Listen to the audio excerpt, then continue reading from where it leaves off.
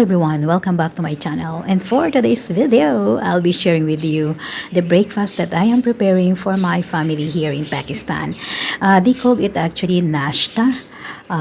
These foods that I am going to share with you are the common foods eat during breakfast. Normally, my husband are buying this kind of bread and of course the eggs. Egg are also part of our breakfast. This is papas, they called it. It has different shapes, but we love or we used to eat a round shape. And this one is bakar kani. This is like a pop uh, dried or toasted or roasted bread. And this one is unsweetened sliced bread or roti or double roti as they call it here. And this one is the sweet one.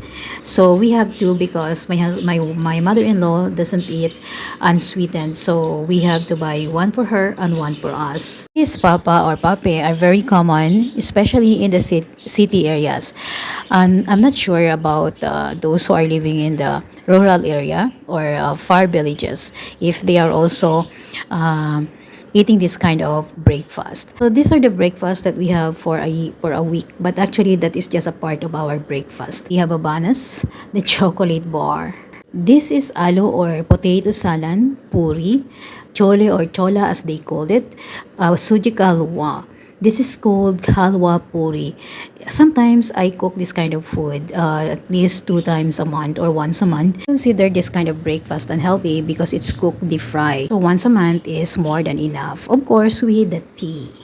But I can assure you that it's really tasty, one of my favorite. And of course, the legendary paratha. Paratha is one of the most common breakfast most Pakistani family here in Pakistan. Eat with other food like meat, vegetable, eggs, yogurt, and of course the tea. There are lots of ways to make the paratha more tasty. You can eat it with a scrambled egg or with mixed vegetables like radish or green peas, potatoes, mint, or coriander leaves. Aloo paratha or patatas with paratha is one of my favorite, especially with different kind of raita, plain yogurt or flavored yogurt with sugar, salt, garam masala, or other side dishes. And of course, the bread.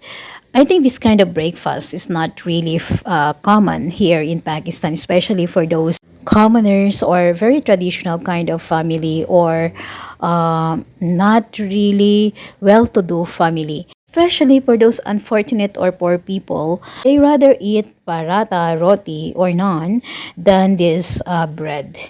Especially those who are labored workers. I am sure that also those who are very traditional kind of family or living in a rural area, far villages or very far villages, it's not because they don't want it, or I think it's also not really that or not available in their area. In the city, yes. But as I said, it still depends on the kind of family they belong to. One thing that I noticed here in Pakistan, most of their bread spread are jam in different flavor, or they have also lots of cheese. But I don't know why it's so expensive. And also, I cannot or I don't really recommend the taste of their cheese. There are also butter, but again, the taste is different. Sometimes egg with paratha or with bread is more than enough. Sometimes I make French toast with different flavor. Sometimes I eat paratha with their achar. Actually, we are, or my mother-in-law loves homemade achar or homemade food. So I learned from them how to make achar at home. So here I am eating paratha with a homemade achar. Achar is also nice with paratha. Achar is also available in the market in different flavors, so you can buy it anywhere. The yogurt that we eat in the morning is also homemade. We are making yogurt using the fresh milk.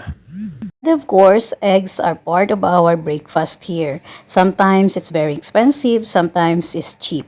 This is the most important thing. Tea is part of their meal. So without the tea, there is no life.